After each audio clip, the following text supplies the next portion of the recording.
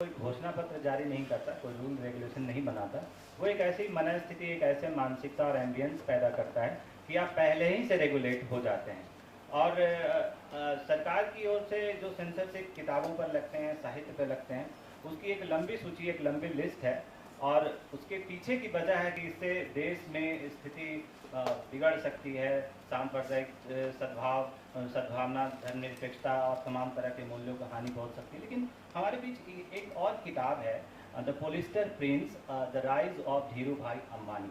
इसको लिखा था हानिस मैकडोनाल्ड ने, और इस किताब पर भी प्रतिबंध लगाया गया। मुझे नहीं लगता कि इस किताब से पढ़ने से राष्ट्रीय एकता कहाँ छिन्न भिन्न हो जाती है, धर्मनिरपेक्षता पर कौन से सवाल खड़े हो जाते हैं।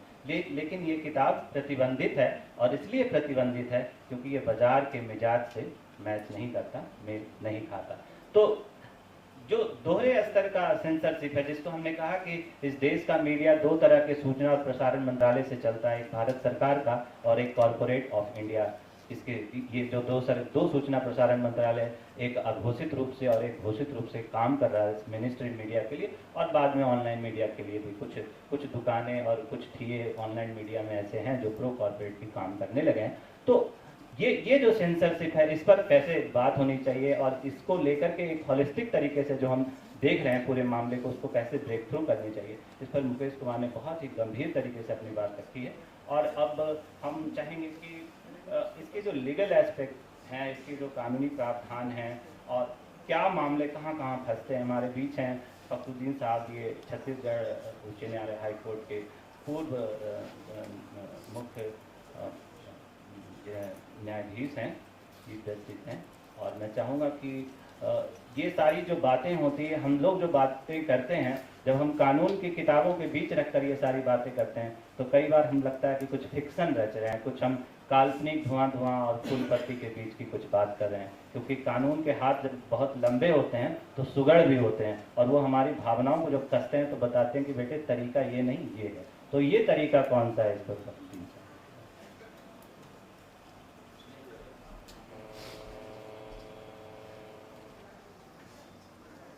ऑनलाइन मीडिया में एक ऑफलाइन आदमी को आपने बुला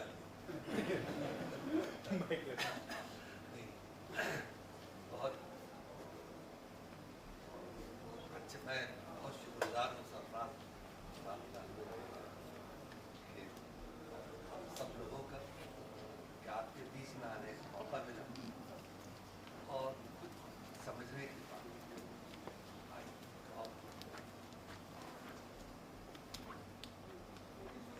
अखबार में जरूर पढ़ता था, लेकिन उनके बारे में जानकारी लोगों के सफरी तौर से आती।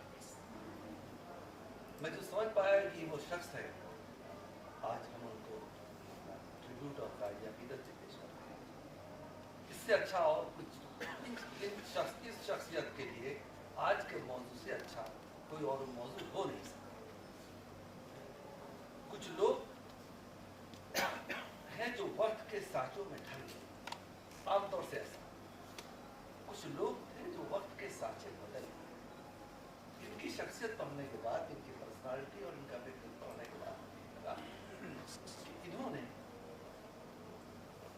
जब भी बात कही तो बेखौफ और खतर कही, और उस शख्स से कही जिसकी ये कहना चाहते।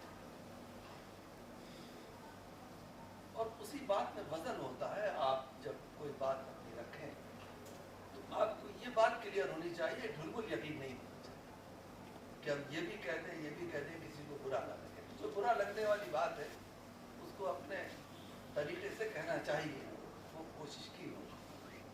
तो बहरहाल मैं अपनी तरफ से आज आपने उनको याद किया और साथ साथ कितना बड़ा। एक दूसरी बात और है, मैं विश्लेषण कर रहा था, हमें तो ये उम्मीद थी कि मीडिया वाले बड़े सजग होंगे। इंफॉर्मेशन टेक्नोलॉजी एक्ट जब 2000 का आया तो सब ये समझे कि ई कॉमर्स का मामला है, ये चलिए। और उसके जो कवानीन, जो प्रोविजंस हैं, जो गजट में ओरिजिनली जो आए पब्लिश हुए, उसको आप देखेंगे उसमें कुछ नहीं। लेकिन 2000 का अमेंडमेंट एक्ट, 2008 का जो अमेंडमेंट आया, वो एक बिल्कुल आसमानी कहर बन के आया, और शायद लोगों ने उस वक्त उस पर कोई तवज्जो नहीं। इसने उसका पुराना ढांचा टोटल बदल दिया, और कोई वावेला नहीं भी हम डिफेमेशन बिल पर लगे रहे, हम इधर लगे रहे, हम उधर लगे रहे, लेकिन हमने ये कोशिश नहीं की कि ये अमेंडमेंट जो ये हमारे ला रहे हैं पार्लियामेंट के मेंबरान और ये गवर्नमेंट, आप इनका मकसद क्या है।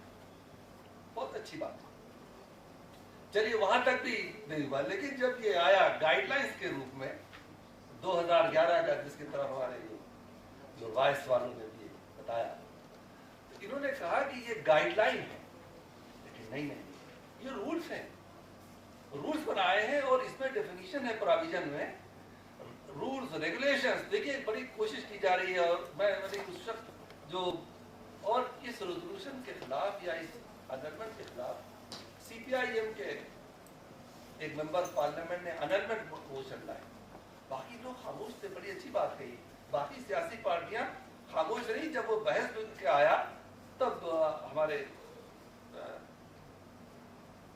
जो अरुण जेटली साहब, राजा साहब और जो दूसरी पार्टी के लोग थे, उन्होंने अपनी बात रखी, लेकिन हम सोए रहे और ये सब पास हो गया। और उसके बाद जब वजीर मौसूफ खड़े हुए, जब मंत्री जी खड़े हुए, उन्होंने फिर एक को दे दिया खिलौना कि भाई ये वो जिन्होंने अमेंडमेंट मोशन लाए थे उनका we are satisfied if they are regulations, if they are guideline. Guideline is a law, enforceable, it is, I mean, you will be punished as much as anything else. तो हम इस बात को समझ नहीं पाए और अल्टीमेटली वो ड्रॉप हो गया। But no, it is the law, these are the rules. और अगर आप जब देखेंगे प्रावधान तो कुछ नहीं गया है, आप पर वही सब बंदिशें मौजूद हैं। इन्फोर्स कब करेंगे, कैसे करेंगे, that is a different issue, you have to wait for it. They are also waiting for the opportunity, and at appropriate time that will be done. So therefore it is very high time, I mean very very high time, and all the speakers here, जिन्होंने यहाँ, मैं दोनों बातें इसलिए कह रहा हूँ कि स्पीकर्स ने बड़ा अच्छा इशारा किया, लेकिन एक बात कहना मैं जरूरी समझता हूँ, जिस एज में मैं हूँ, फिर आगे उर्दू के शायर का मुझे याद आ रहा है, राहों में तक रहे हमें जो खड़े हुए, राहों में तक रहे हैं हमें जो खड़े हुए, हम क्यों ना उनको अज़्म सफर बांटते चले, हम क्यों ना उनको अज़्म सफर बांटते चले। शायद हमें भी कल का जमाना खराज दे। आज एसपी सिंह को दे रहे हैं, कल आप हमारे मंच के जो लोग बैठे इनको खराज दें। शायद हमें भी कल का जमाना खराज दे, कुछ तो बताए फिक्र नजर बांटते चले, कुछ तो हम आज यहाँ पर। और उस लिहाज से मैं आपसे ये कहना चाहता हूँ, जो बहुत डिटेल में जाने का वक्त नहीं भी है, और आपने जो इंफॉर्मेशन टेक्नोलॉजी एक्ट जिन्होंने है सबके पास, गजट में है, नहीं है तो मैं काफी लाया भाई, बिल्कुल नहीं है। जूनियर मैंने कभी ओरिजिनल निकाला इसमें नहीं, तो उनका इसमें तो सर कुछ नहीं है, कायनात बैठी है। सेकेंड मैंने कहा इसका अमेंडमेंट निकालिए। जब हम अमेंडमेंट निकाला तो बिल्कुल जबरदस्त तरीके से आपके हाथ पैर काट दिए। तो 2-3 प्रावधान तो सिर्फ अभी आए हैं, जो उसमें section 79, section 43A, rule making power, और रूल मेकिंग पावर में सब कुछ ले लिया है जो मेन एक्ट में नहीं था। I mean if you have to study each and every provision of this act, each and every provision. हम कंटेम्प्ट ऑफ कोर्ट एक्ट में लग गए, हम इसमें लग गए, see the constitution, I have also brought the constitution of India here. जो article 19(1)A में दिया गया, आप अगर बहुत बारीकी से देखें तो 2008 और ये 2011 के जो इन्होंने रूल्स बनाए हैं, उसको सब इस मजे हुए तरीके से वापस ले लिया कि हम वाहवाही करते रहे। No, it requires a very thorough study, class by class, word by word, with full stop का। It requires, that is one. लेकिन